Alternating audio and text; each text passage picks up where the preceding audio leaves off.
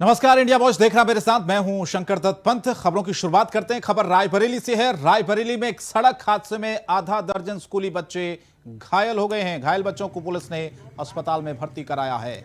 बताया जा रहा कि छात्रों से भरी स्कूल वाहन तेज रफ्तार की वजह से पेड़ से टकरा गई। करीब आधा दर्जन बच्चे इसमें घायल हो गए। सड़क हादसा रायबरेली में, जहां पर वाहन जो कि बच्चों को लेकर जा रहा था, छोटा वाहन, और हादसे का शिकार हो गया। कई बच्चे इसमें घायल हुए हैं। फिलहाल बच्चों को अस्पताल में एडमिट कराया गया है। तो रायबरेली में ये देखिए आप, किस तरह से ये पेड़ से टकराया वाहन, तेज रफ्तार में था और उसी दौरान इसमें बच्चे जो सवार थे, कई बच्चे इसमें घायल हुए हैं और फिलहाल उन बच्चों को अस्पताल में भर्ती कराया गया है।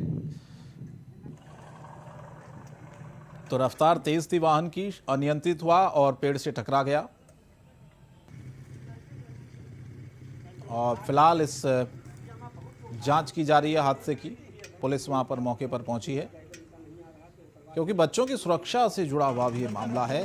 क्या लापरवाही ड्राइवर की तरफ से हुई, ये भी जांच हो रही है, क्योंकि स्कूली बच्चे उसमें सवार थे। किस तरह से ये हादसा हुआ, बहुत तेज़ी से क्या वाहन चलाया जा रहा था, स्पीड तेज़ थी, मानकों के अनुरूप था नहीं था, ये तमाम चीज़ें फिलहाल जांच का विषय है।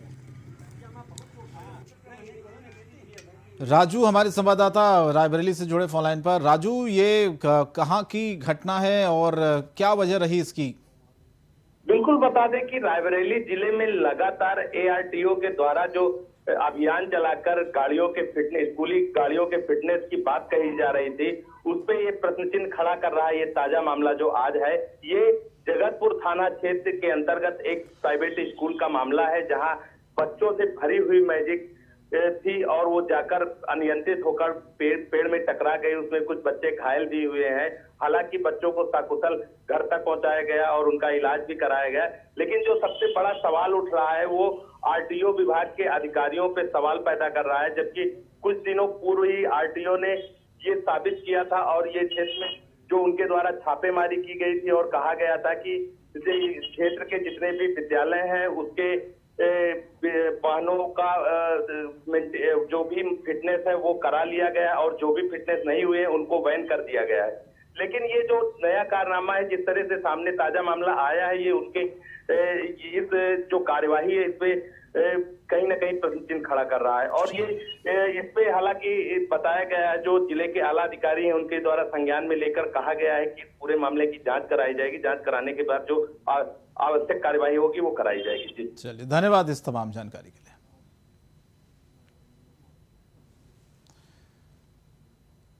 और गाजियाबाद के सभी निजी स्कूलों में लगातार अनियमितताओं को दुरुस्त करने के लिए प्रशासन पूरी तरीके से एक्टिव हो गया है, लेकिन गाजियाबाद के राजनगर एक्सटेंशन में स्थित डीपीएस स्कूल बच्चों की सुरक्षा को लेकर लगातार मुद्दा उठा रहा है, जबकि प्रशासन इसका कोई स्थायी हल नहीं निकाल पा रहा। दरअसल डीपीएस की तरफ से आने वाली रोड के बीच में एक खेत का टुकड़ा पड़ता है। उस खेत के टुकड़े में से होकर दरअसल वाहन गुजरते हैं, और जो वहां से वाहन गुजरते हैं वो रोड मेन रोड की स्कूल से जुड़ती है। अब कुछ शरारती तत्व लगातार रोड के बीचों बीच मौजूद उस खेत के टुकड़े की जमीन पर गड्ढे कर देते हैं, जिससे स्कूल की बसों को आने जाने में काफ़ी दिक्कतें हो रही हैं। बच्चों के लिए भी यहाँ पर सफ़र करना सुरक्षित नहीं है। और हमारे संवाददाता जितेंद्र भाटी ने वहीं पर मौके का जायजा लिया है, देखिए आप। गाजियाबाद में स्कूल प्रशासन की लगातार कमियां हम दिखाते रहे हैं और वो कमियां जो दुरुस्त करने की बात कही जाती है। ऐसे में कुछ ऐसे स्कूल हैं जो अपनी कमियों को दुरुस्त रखते हैं, लेकिन उनके साथ में कुछ खासा परेशानियां आ रही हैं। हमारे साथ मौजूद हैं डीपीएस स्कूल की अध्यापिका, बात करेंगे। मैडम, आपसे जानना चाहेंगे किस तरीके की परेशानी आई, क्योंकि आज पता चला गड्ढा खोद दिया गया है किसी शरारती तत्व के द्वारा और स्कूल की बसेस तो अंदर आ गई, लेकिन जाने में दिक्कत हुई, क्या कहेंगे? बिल्कुल, आज यहाँ पे सुबह जब हम लोगों ने देखा, क्योंकि यहाँ रोड कोई है नहीं एक्चुअली, हमारी बसेस को लगातार आने-जाने में बहुत दिक्कत होती है। तो कई बार प्रशासन से गुहार करने के बाद जब कुछ नहीं हुआ तो हम लोगों ने अपनी एक रोड टेम्परेरीली बना दी। लेकिन आज सुबह देखा कि वहाँ पे बसेस आ गईं, उसके बाद यहाँ के कुछ तत्वों ने इस रोड पे गड्ढे कर दिए, जिसकी बस वजह से हम बसेस को वापस नहीं भेज पा रहे थे। अब हमारे पास कोई सॉल्यूशन नहीं था इस चीज़ का, बात करने की कोशिश करें तो किससे करें? उसके बाद फिर मैंने चौकी इंचार्ज हैं उनसे बात की, नंदग्राम चौकी में भी बात की, एसडीएम साहब से बात की। उसके बाद पूरी टीम यहाँ पे 10 बजे के करीब मौके पर आई, और क्योंकि मुझे उस समय सॉल्यूशन चाहिए था कि जो मेरे पास बच्चे 2500 स्कूल आ गए हैं उनको कैसे वापस भेजा क्या जाए। कहा एसडीएम साहब ने? एसडीएम साहब ने कहा कि अभी टेम्परेरी, क्योंकि ये ज़मीन जो है वो विवादित ज़मीन है, इस पे कोई एक्शन अभी नहीं हो पाएगा, तो उन्होंने टेम्परेरीली इन गड्ढों को बंद करवा दिया, जिससे कि मेरी बसेस अभी चली गई हैं, बच्चों को मैंने सेफली घर पहुंचा दिया है। उसके बाद इस मैटर पे अभी परमानेंट सोल्यूशन मुझे इस चीज़ का कोई मिला नहीं है। तो प्रशासन से किस तरीके की मांग कर रहे हैं, क्योंकि स्कूल है, हजारों बच्चों की जिंदगी का सवाल है, पढ़ रहे हैं और पढ़ाई तो ज़रूरी है, कि जैसे कि प्रशासन कह भी रहा है, कोविड काल में लगातार 2 साल बच्चे घर बैठे और अब जैसे तैसे स्कूल खुले हैं और अब ये परेशानी। एक्चुअली स्कूल के बच्चों की ही सुरक्षा को देखते हुए हम सब ये चाहते हैं कि यहाँ पर ऐसा रोड दे एटलीस्ट प्रशासन, जिससे बच्चों का आना जाना सुरक्षित किया जा सके। बारिश है, बारिश में मिट्टी की रोड बह जाती है, बसेस बिल्कुल ऐसे निकलती हैं, तो भरी हुई बस जब जाती है तो बच्चों की सुरक्षा मतलब थोड़ा डर ही लगता है। तो यही प्रशासन से चाहते हैं कि यहाँ पे इसका कोई परमानेंट सोल्यूशन निकाले, जिससे कि आने जाने वाले बच्चों, पेरेंट्स को और सबको सब सुविधा हो और बच्चे सुरक्षित महसूस करें। तो ये हालात तब के हैं जब एक स्कूल चाहता है कि बच्चों को सहूलियत मिले। मैं कैमरामैन से गुजारिश करूंगा दिखाएं दूर वो सड़क में पड़ा हुआ गड्ढा, जो गड्ढा इस बात की तस्दीक कर रहा है कि यहाँ पर कुछ शरारती तत्व पहुंचे, जिन्होंने इस तरीके का बड़ा गड्ढा यहाँ बना दिया, क्योंकि बसेस अंदर आई और उसके बाद बच्चे भी यहाँ पर पहुंचे, लेकिन बच्चों की बसें अब जब स्कूल से छुट्टी हुई तो कैसे वापस पहुंचती, ये अपने आप में बड़ा सवाल है। अभी यहाँ पर जो कि अध्यापिका जिनसे बात हो रही थी, उन्होंने साफ बताया कि एसडीएम और थाना अध्यक्ष समेत जीडीए की टीम यहाँ पहुंची, हालांकि निस्तारण किया गया, लेकिन परमानेंट सॉल्यूशन कुछ नहीं निकला है। हालांकि प्रशासन जिस तरीके से सख्त है कि स्कूलों में लगातार अनियमितताओं को दूर किया जाए, अब एक स्कूल यानी डीपीएस राजनगर एक्सटेंशन का जो स्कूल है वो अपनी कमियों को दूर कर रहा है, जो लगातार प्रशासन को भी इसमें मदद करनी चाहिए। न केवल बच्चों के साथ बल्कि जो अध्यापक अपनी गाड़ी से आते हैं, जैसे मैं खुद भी अपनी गाड़ी से आता हूं, तो जब आज हम आए थे यहाँ पर तब ठीक था, और वापस जाते समय बीच में मेरी ड्यूटी लगी बोर्ड की और मुझे जाना था, आप जानते हैं सीबीएसई के एग्जाम चल रहे हैं बोर्ड के। वापस जाते समय देखा तो 2 गड्ढे खुदे हुए हैं। एक तो रात बारिश भी हुई है, ये सड़क वैसे ही कच्ची है, मिट्टी यहाँ पर दलदल बन जाती है, और ऊपर से हमने प्रशासन से गुहार लगाई एक शिक्षक होने के नाते बच्चों की सुरक्षा के लिए, लेकिन ये कुछ असामाजिक तत्वों ने जो काम किया है ये शोभनीय नहीं है। ये तो ये भी परमानेंट सॉल्यूशन नहीं निकला, क्या लगता है प्रशासन करेगा आगे? कम से कम हमारी प्रशासन से यही मांग है। आज जैसा आश्वासन दिया है, एसडीएम साहब खुद आए थे, हमें लगता है कि जरूर इस दिशा में प्रशासन कदम उठाएगा और उठाने भी चाहिए। मैं खुद ही ड्रॉप करती हूँ अपने बच्चे को, प्राइवेट कम्यूटर है, बट बहुत दिक्कत हो रही है आजकल स्कूल आने में। बट हमारे ही रिक्वेस्ट से यहाँ के स्कूल एडमिनिस्ट्रेशन ने यहाँ पे कुछ टेम्प्रेरी अरेंजमेंट किया गेट नंबर 3 के पास, और काफ़ी अच्छा लग रहा था, सारा डेवलपमेंट बहुत स्पीड अप में सब कुछ हो रहा था। बट सडनली अब आज ही स्कूल हम लोग आ रहे हैं सुबह ड्रॉप करने के लिए। मैंने अपने बच्चे को जब लेकर आई तो कार में इधर से लेकर आई हूँ, ड्रॉप करने के बाद मैं वापस जा रही हूँ तो देख रही हूँ कि रोड खुदा हुआ है, जो बहुत प्रॉब्लम मेरे को क्रिएट किया है। अल्टीमेटली मेरे को फ़ोन करना पड़ा, कोई सोल्यूशन नहीं था, क्योंकि एक रोड से बसेस आ रही थी, मैं वापस यू टर्न वहाँ से नहीं ले सकती थी। I had to call my husband. फिर उसके बाद बहुत प्रॉब्लम हुआ, it was a chaos in the morning. और अल्टीमेटली मैं किसको बोलूँ, मैं तो मतलब स्कूल इज़ रियली हेल्पफुल, पर मैं वो भी लोग हेल्प कर रहे हैं, पर अल्टीमेटली क्या बोलूँ, एज अ पेरेंट मैं बहुत आज तो बहुत ज़्यादा।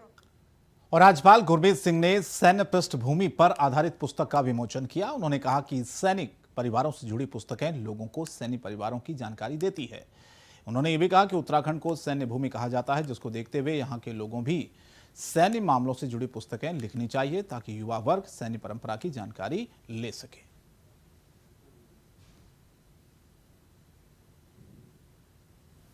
बड़ी बात यह है कि एक जो वेटरन है उसकी ज़िंदगी का जितना भी अनुभव है, एक्सपीरियंस है, और वो क्या बताना चाहते हैं। और ये उनकी पहली किताब नहीं है, ये उनकी 11वीं किताब है और मिसेस मरवा की पहली किताब है। मैं तो इनसे सबसे बड़ा सबक ये लेता हूँ कि हर एक वेटरन को अपने जीवन के जो एक्सपीरियंस हैं वो सबके साथ में शेयर करें, ताकि पूरे राष्ट्र को, पूरे समाज को, हर एक भारतीय को मालूम होना चाहिए कि एक जो फौजी होता है उसके विचार किस प्रकार होते हैं, वो किस प्रकार से नेशन फर्स्ट अपना सोसाइटी और हर एक के लिए करने के लिए तत्पर रहता है। वक्त एक ब्रेक का, ब्रेक के बाद भी खबरें जारी रहेंगी।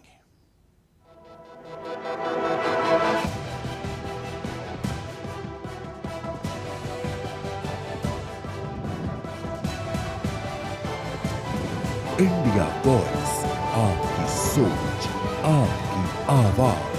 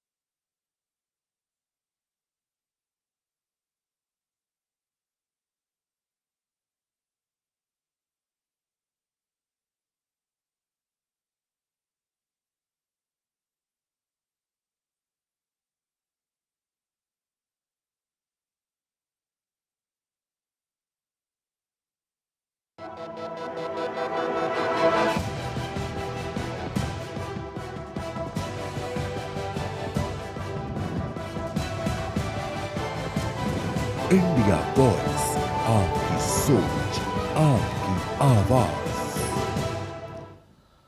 ब्रेक के बाद स्वागत आपका। गुजरात एटीएस को उस समय बड़ी सफलता मिली जब उसने बड़ी संख्या में हथियारों के साथ 15 से ज्यादा लोगों को गिरफ्तार किया। आपको बताएं कि बरामद किए गए हथियार की संख्या 40 बताई जा रही है। इन हथियारों में सबसे ज्यादा संख्या पिस्टल की है। यह हथियार मध्य प्रदेश से गुजरात के सौराष्ट्र लाए जा रहे थे। पिछले 2 साल में ये लोग मध्य प्रदेश से तकरीबन 100 जितने कंट्रीमेड पिस्टल्स गुजरात में ला चुके हैं और सौराष्ट्र के एरियाज में, डिस्ट्रिक्ट जो वेरियस डिस्ट्रिक्ट है वो एरियाज में इन्होंने बेचे। उसके अनुसार उनसे उनके जिनको बेचा हुआ है उनके नाम और उनकी जो एड्रेस है उनकी डिटेल्स लेते हुए गुजरात एटीएस की 4 team, PSI Korat, PSI Rana, PSI बुआ और पीएसआई व्यास, उनके लीडरशिप में यहाँ से डिस्पैच की गई थी। उन टीमों ने स्विफ्ट एक्शन लेते हुए विद इन 24 आवर्स 22 अक्यूज को एप्रीहेंड कर लिया है और उनके पास से और 50 वेपन्स सीज किए गए। और गुजरात के सीएम छोटा उदेपुर दौरे के दौरान जामली गांव में विधानसभा के नेता प्रतिपक्ष सुखराम भाई राठवा के घर पहुंचे और उनके पिता के निधन पर शोक व्यक्त करते हुए श्रद्धांजलि दी। मुख्यमंत्री के साथ स्वास्थ्य राज्य मंत्री निमिषा बेन सुथार भी थी।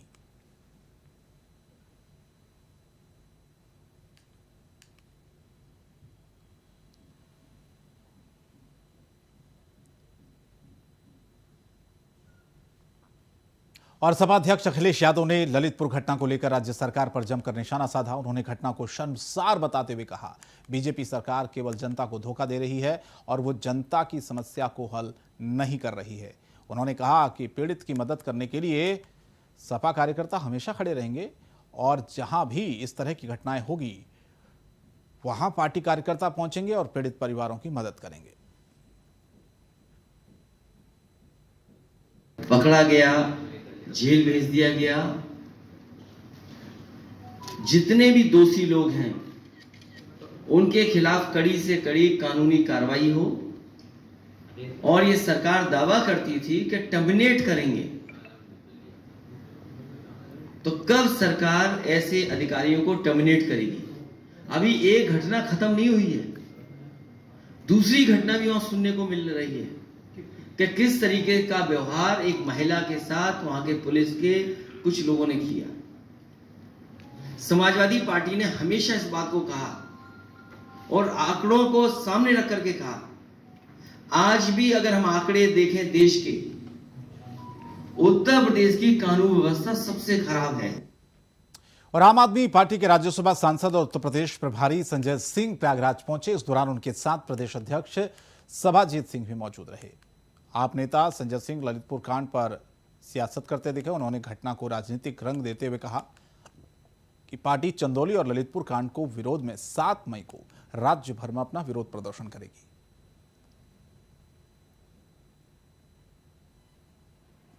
रात में आप किसी के घर में घुस के वहां बेटियों के साथ मारपीट कर रहे हैं और उस मारपीट में एक बेटी की मौत हो जाती है। आगरा पहुंचे यूपी के डिप्टी सीएम केशव प्रसाद मौर्य ने मेट्रो रेल परियोजना पर बोलते हुए कहा कि इसे तय समय में पूरा किया जाएगा।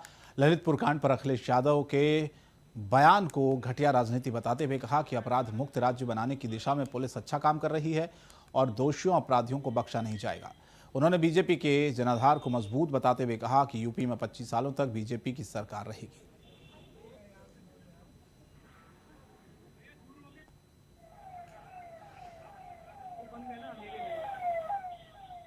बद्ध तरीके से वह काम हो और समय से काम पूरा हो और जिससे आगरा वासियों को और आगरा आने वाले देश विदेश के हमारे जो पर्यटक हैं उनको भी सुविधा प्राप्त हो सके। और जो निर्धारित समय है मेट्रो को पूरा करने का, जैसा बताया गया अभी मुझे, उसके हिसाब से काम चल रहा है। और श्री अखिलेश जी का ये अधिकार है कि वो कोई भी चीज़ को तोल दें, लेकिन उनकी हार की जो बौखलाहट है उसके कारण से कुछ ऐसे वो काम करते हैं जो मुझे लगता है कि किसी पूर्व मुख्यमंत्री के लिए शोभायमान नहीं।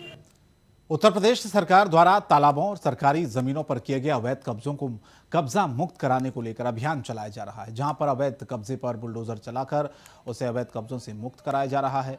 इसी क्रम में आज अमरोहा में बिजनौर मार्ग स्थित पनवाड़ी तालाब पर अवैध कब्जों को हटाने के लिए पुलिस प्रशासन बुलडोजर के साथ पहुंचा, जिसके मोहल्ले के लोगों ने विरोध करते हुए जिला कलेक्ट्रेट पर प्रदर्शन किया और डीएम से न्याय की गुहार लगाई।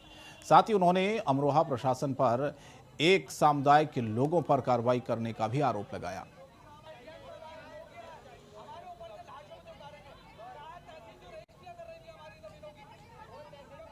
ये मामला ये है, आज इतने 30 साल से 40 साल से हम ले रहे हैं, तो जमीनें थी, आज वहाँ आन के सीधा कह दिया गवर्नमेंट ने कि तालाब है और ये सब ढाए जाएंगे। कहाँ की बात कर रहे हैं? ये बिजनौर रोड पे जो तालाब है, पनवाड़ी तालाब। जी पनवाड़ी तालाब के तो उसमें क्या आपकी क्या मांग है? प्रशासन क्या करे? अरे प्रशासन ये करे कि हम उसमें तालाब में इतने टाइम से रह रहे हैं, आज तक कोई परेशानी। हमें आज वो जुतासा जमीन थी, हमारे होश में खेती जमीन थी और हमें तहसील ने पक्की रजिस्ट्री करी। किस आधार पर रजिस्ट्री की जा रही है? फिर उसकी किसकी कितने साल पहले रजिस्ट्री हुई थी आपकी? लगभग 30 साल की पुरानी रजिस्ट्री है लोगों की। बात यह है कि हमें पहले तो हमने घर खरीदा, हम जगह रजिस्ट्री हमारी पक्की है, तो हमें कहा कि नहीं दी 2.5 लाख रुपए जब आवे थे, तो वो 2.5 लाख का कॉलोनी की पैसे जब आवे जो पनवाड़ी तालाब ये बता रहे हैं, उस पर कॉलोनी की भी घर बने? 17 घर है। कितने घर है? 17-18 घर है कॉलोनी पे। कॉलोनी के तो क्यों दिया हमें 2.5 लाख रुपए? जब मैं आई थी तो यहाँ पर पट जमीन थी, कोई पानी वानी कुछ नहीं था, डेली अप डाउन करती थी, पानी नहीं था इस जगह, मतलब भराव था। तो हमने आके इसमें मालूम किया कि क्या क्या मैटर है कि ये किसी तरह की विवादित ज़मीन नहीं है। तब हमने तहसील से जानकारी ली, लेखपाल से लिया, एसडीएम साहब से, सबसे हमने जानकारी ली। सबने ये कहा कि ये खेतीहर भूमि है, इसमें कोई किसी तरह का विवाद नहीं है। इसके बाद हमने बैनामा कराया, बैनामे के बाद बाकायदा उससे ही तहसील से हमारी दाखिल खारिज हुई। आज हम पे ये नोटिस आज ये रखी जा रही है बात कि तुम्हारा मकान जो है तालाब में आ रहा। तो तालाब से क्या मतलब है? जब तहसील से रजिस्ट्री हुई बाकायदा। और ग्रेटर नोएडा के दादरी में जल्द ही युवाओं के लिए स्टेडियम बनेगा। आज दादरी विधायक तेजपाल नागर ने स्टेडियम की जमीन का शिलान्यास किया। बता दें कि स्टेडियम 85 लाख रुपए की कीमत से बनेगा। दादरी विधानसभा में फिलहाल कोई बड़ा स्टेडियम नहीं है और स्टेडियम के बनने से आसपास के गांव के युवाओं को काफी फायदा होगा, जो बढ़ चढ़कर खेल प्रतिभाओं में हिस्सा ले सकेंगे। जो आज स्टेडियम को यहाँ जगह दी है, जिस पर कुछ लोग विवाद पैदा कर रहे थे, इस ज़मीन को हड़पना चाहते थे, उस ज़मीन दी है, आज शिलान्यास करवाया है, यहाँ स्टेडियम बनेगा। इससे यहाँ के बच्चों को और आसपास के बच्चों को खेलने के लिए एक जगह मिलेगी, जो खेलना बहुत ज़रूरी है। इसमें 85 लाख रुपए की लागत, 85 लाख रुपए स्वीकृत कराए हैं। स्टेडियम बनेगा, इसमें पैसे की कमी पड़ेगी, पैसा आगे और मंजूर करा दूंगा। मैं चाहता हूँ 24 बीघे ज़मीन है, मैं चाहता हूँ बहुत अच्छा स्टेडियम चिठड़ा। और नोएडा में स्कूल में चलने वाली बसों को लेकर परिवहन विभाग सख्त हो गया है। बिना फिटनेस के चलने वाली स्कूली बसों पर कार्रवाई होगी। जिले में 1500 स्कूली गाड़ियां रजिस्टर्ड है और 280 स्कूली गाड़ियों का फिटनेस नहीं हुआ। बिना फिटनेस के ही ये कई वाहन चल रहे हैं और अब जो भी बिना फिटनेस के वाहन संचालित होंगे उन पर कार्रवाई होगी, उनको सीज कर दिया जाएगा। तो गाजियाबाद में छात्र की मौत के बाद से परिवहन विभाग अब सख्त हुआ है और इसके बाद अब पूरी तरह से बच्चे जिस भी वैन में जा रहे हैं, जिस भी गाड़ी में जा रहे हैं, वो मानकों पर कितना खरा उतर रही है, इसकी अब लगातार जांचें हों। ऐसे हमारे यहाँ स्कूल हैं जिनमें करीब 280 वाहन ऐसे हैं जिनका कि वर्तमान में फिटनेस समाप्त है। कुछ स्कूल ऐसे हैं जिसमें कि 2-1 गाड़ियां हैं, बाकी सबकी फिटनेस ऑलरेडी वैलिड है, वो गाड़ियों का अपना संचालन कर रहे हैं। करीब 1500 गाड़ियां हमारे यहाँ पंजीकृत हैं स्कूल के बस में। और जहाँ तक है कि कुछ स्कूलों ने अभी बसों का संचालन नहीं किया है और उनकी फिटनेस भी है, उनको हम नोटिस दे रहे हैं, जिसमें हमारे द्वारा प्रवर्तन अधिकारियों को भी कहा गया है कि ऐसे स्कूल जिन्होंने फिटनेस नहीं कराई है उनके आसपास चेकिंग करें, अगर पाई जाती है तो उनके खिलाफ कार्रवाई करें। और फिलहाल इस बुलेटिन में इतना ही। इंडिया वॉइस पर खबरें जारी रहेंगी। नमस्कार।